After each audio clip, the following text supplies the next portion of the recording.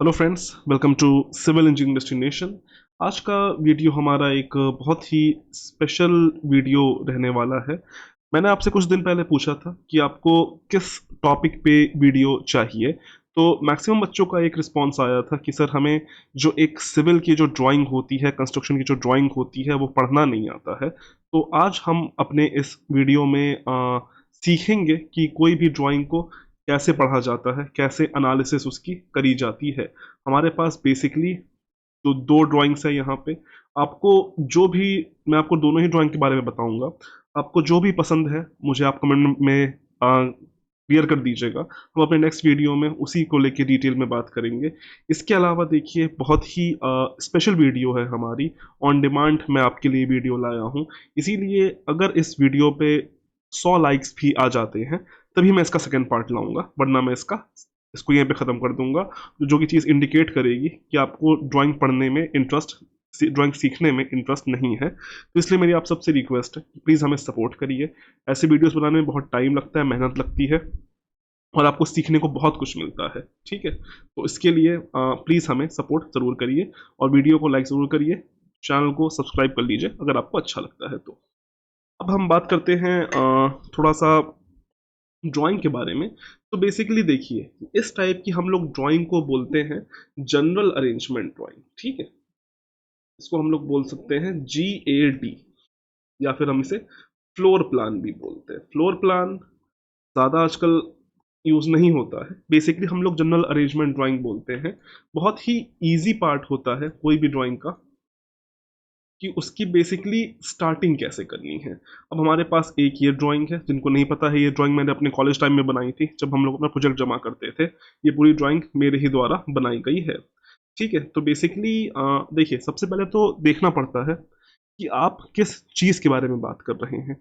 For example, ये एक residential quarter था, एक फ्लैट था जिसकी हाइट G+10 थी, एक मल्टी स्टोरी बिल्डिंग थी, उसके ये ड्राइंग है। ठीक है, अब देखिए, कहने को ये सिर्फ ऑटो कैड होता है, लेकिन इसको पढ़ते कैसे हैं। तो कोई भी ड्राइंग में सबसे ज़्यादा हमारे पास इंपॉर्टेंट होते हैं उसके नोट्स। फॉर एग्जांपल, ये एक ड्राइंग है, ये काफ़ी बड़ी बिल्डिंग है, उसकी ये ड्राइंग है। ठीक है, तो किसी भी ड्राइंग में सबसे पहले सबसे ज़्यादा इंपॉर्टेंट होता है उसके बारे में पढ़ना, जो उसके नोट्स होते हैं। आप देख सकते हैं, जैसे कि आप अगर इस ड्राइंग के बारे में बात कर लें तो इसका हर चीज़ आपको क्लियर दी गई होती है। यहाँ पे इसकी जो फिनिशिंग डिटेल है ग्राउंड फ्लोर की, वो क्लियर दी गई है कि यहाँ पे इसमें रूम्स कितने होने चाहिए। इसी के अलावा किस टाइप की फ्लोरिंग कहाँ पे होना चाहिए, टॉयलेट फ्लोर कैसा होना चाहिए, टॉयलेट वॉल्स कैसी होनी चाहिए, स्टेयर्स में आप किस टाइप का मार्बल यूज़ करेंगे, क्या मार्बल यूज़ करेंगे, कौन सा पत्थर यूज़ करेंगे। इसी के अलावा पेंटिंग आपकी कैसी होनी चाहिए, एक्सटीरियर में पेंट कैसा होना चाहिए, इंटीरियर में पेंट आपको क्या करना है, हर चीज़ पता चलेगी। अगर हम इसकी दूसरी टेबल पे आ जाते हैं तो ये आपका ओपनिंग शेड्यूल है। ओपनिंग शेड्यूल बोले तो कोई भी बिल्डिंग में कितने आपके डोर्स हैं, कितने आपकी विंडोज़ हैं, कितने आपके वेंटिलेशंस हैं, ये सब यहाँ पे आपको दिया गया होता है। ठीक है, अब थोड़ा हम लोग ड्राइंग को समझ लेते हैं। तो आप देख सकते हैं, जैसे कि एक ये ड्राइंग है, तो बेसिकली सबसे ज़्यादा इम्पोर्टेंट होता है उस ड्राइंग के डायमेंशंस। ठीक है, उस बेसिकली जो आपकी बिल्डिंग है उसके डायमेंशंस निकालना। इसके लिए आप देख सकते हो, यहाँ पे आप लोग हर एक आपको जो रूम है उसका लेंथ और ब्रेथ दी गई है। अच्छा, जिन बच्चों को नहीं पता है, इसको हमेशा देखिए पकड़ा जाता है इसकी जो ग्रिड होती है, ग्रिड ग्रिड की मदद से। अब जो ग्रिड है उसका क्या मतलब होता है, ग्रिड यानी कि ABCD, ये आपका एक्स एक्सिस में चल रहा है, और वहीं पे नंबर आपका 13, 14, 15, 15A, 15B, 16, 17, 18 आपका वाई एक्सिस पे चल रहा है। इन्हीं दो एक्सिस के अराउंड सारा आपका खेल होता है। हम जो बात करते हैं सिविल में, एक्सिस के ही अराउंड बात करते हैं। फॉर एग्जाम्पल, मैं अगर आपसे बोलूं कि जो हमारा ये वाला कॉलम है, या फिर जो हमारी, अगर सपोज इसका नंबर क्या होगा, तो आप लोग मुझसे क्या बोलोगे कि सर अगर आपको इसका नंबर जानना है तो हम ग्रिड पे आ जाएंगे। ग्रिड,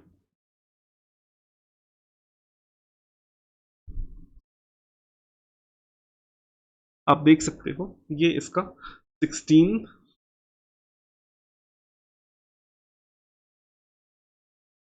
बाय, ये हो गया आपका वाई एक्सिस से, इसी का एक्स एक्सिस हो जाएगा के। तो के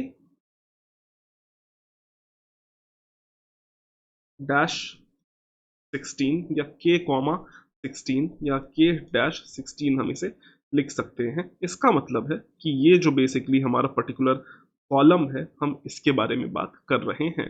ठीक है, तो ये एक थोड़ा हम लोग ड्राइंग को ऐसे पढ़ते हैं, क्योंकि देखिए ये सब चीज़ें जो हैं पेपर में बहुत अच्छी लग रही हैं, लेकिन जब एक्चुअल की बहुत बड़ी बिल्डिंग होती है तो उसको समझ पाना थोड़ा सा मुश्किल होता है। इसीलिए जब भी कभी आप ड्राइंग पढ़ते हैं या फिर आप कभी भी अगर इसको देखने जाते हैं तो आपको देखिए ग्रिड सिस्टम आना बहुत ही इम्पॉर्टेंट होता है। इवन आप इस ग्रिड से कोई भी चीज़ पता कर सकते हो। फॉर एग्जाम्पल मुझे अगर पता करना है ये जो हमारी वॉल है, ये वॉल क्या होगी, प्लीज मुझे एक बार कमेंट में भी जरूर बताइएगा। इस वॉल के बारे में अगर हम बात कर लें तो यहाँ पे आप देख सकते हैं ये वॉल हमारी के और जे के बीच में बनी हुई है, और यहाँ पे हमें क्या मिल रहा है 14। तो हम इसे क्या लिखेंगे, के जे डैश 14।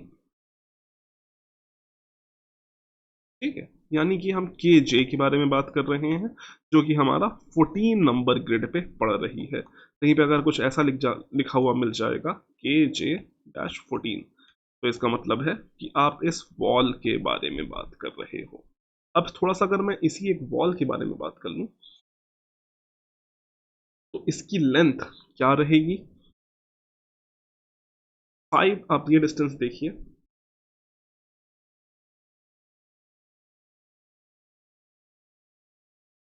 ये डिस्टेंस दी गई है हमारी 5800।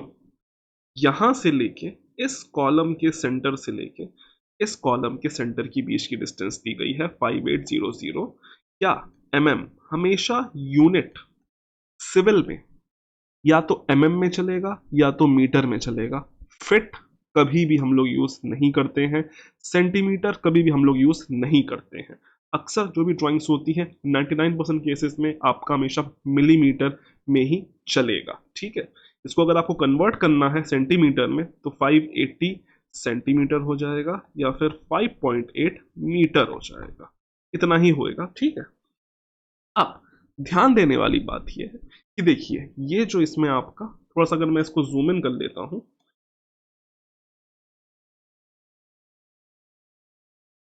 हाँ, तो ये देखिए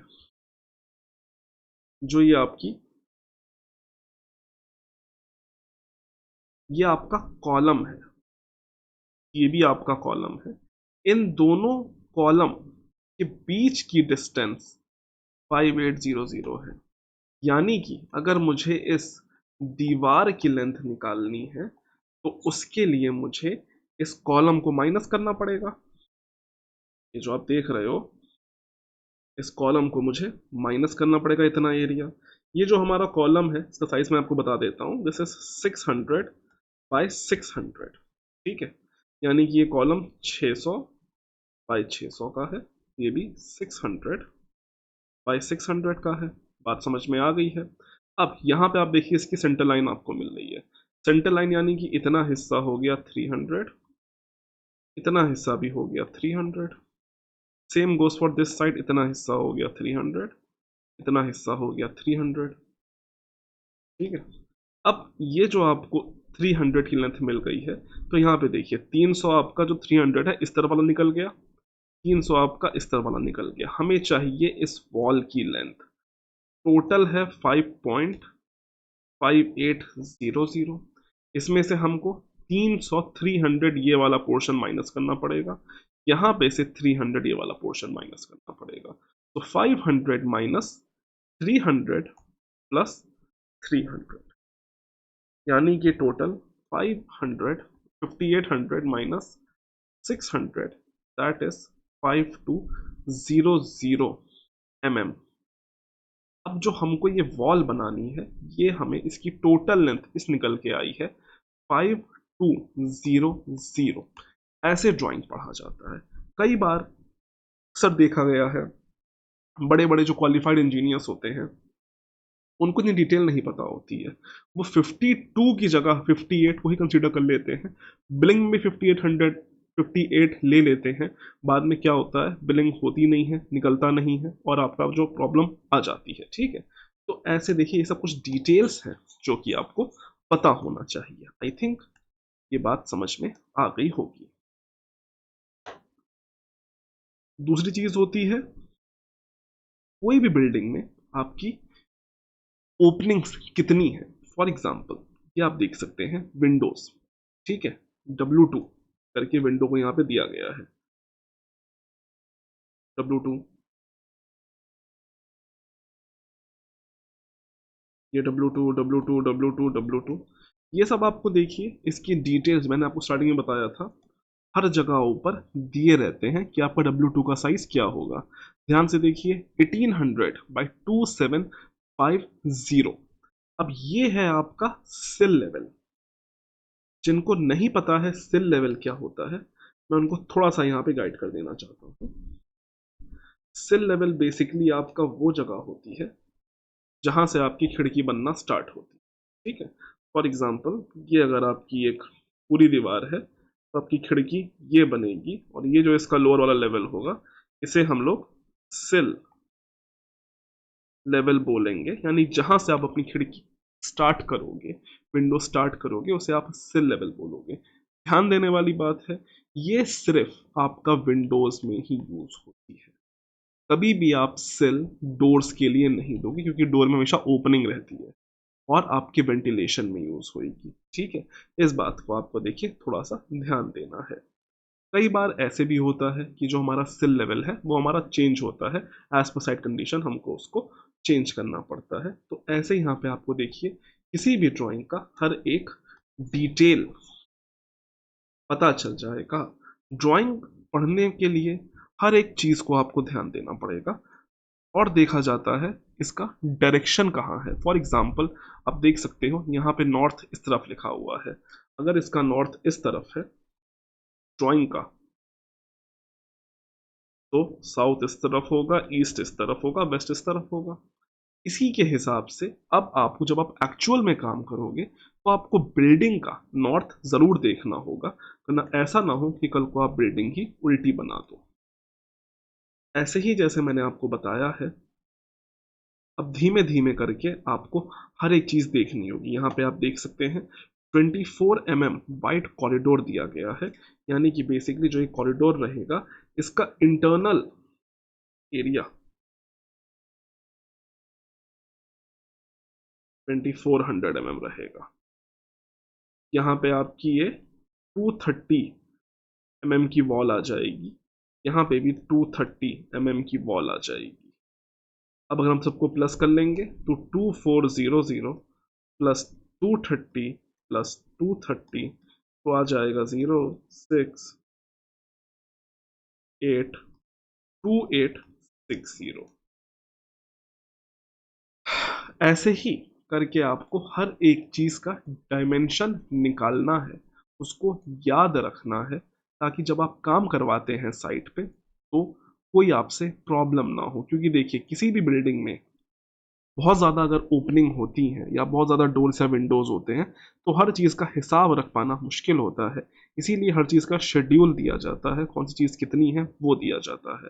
बाथरूम्स की बात कर लेते हैं, तो देखिए बाथरूम अपने में ही एक बहुत ही कॉम्प्लेक्स चीज़ होती है। देखने में आसान होता है लेकिन कॉम्प्लेक्स चीज़ होती है। किसी भी बाथरूम में कितने यूरिनाल्स आ रहे हैं, कितने WC है, WC का मतलब होता है वेस्टर्न कमोड। इसी के अलावा ठीक है आपके कितने ये वॉश बेसिन है मतलब सिंक है, ये सब आपको यहाँ पे निकालना पड़ता है, ये सब आपको देखना पड़ता है, इसके हिसाब से क्वांटिटी का ऑर्डर देना पड़ता है। जहाँ पे स्टेयर केस की बात आती है, स्टेयर केस में उसका एलिवेशन सबसे ज़्यादा देखा जाता है कि किस आपकी एलिवेशन, जैसे फॉर एग्जांपल देखिए यहाँ पे प्लस 600 दिया गया है, एक जो विथ है 2075 रहने वाली है, ट्रेंड की हाइट 300 है, राइजर की हाइट 150 है।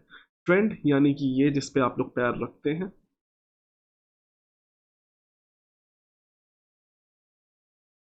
सीढ़ी हमारी कुछ ऐसे चलती है, ये होता है हमारा राइजर, ये होता है ट्रेंड, ये होता है राइजर, ये हिस्सा होता है ट्रेंड।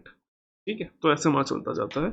बाकी आप अगर आपको इसका फाउंडेशन की ड्राइंग भी समझनी है और कोई अगर आपका डाउट है तो हमें कमेंट सेक्शन में ज़रूर बताइएगा, हम उसे भी आपके लिए डिटेल में ज़रूर लाएंगे। बाकी आपको ये वीडियो कैसी लगी है हमें डिस्क्रिप्शन में ज़रूर हमें कमेंट सेक्शन में ज़रूर बताइएगा। तो आज के लिए भी के लिए इतना ही। Thank you and God bless all of you.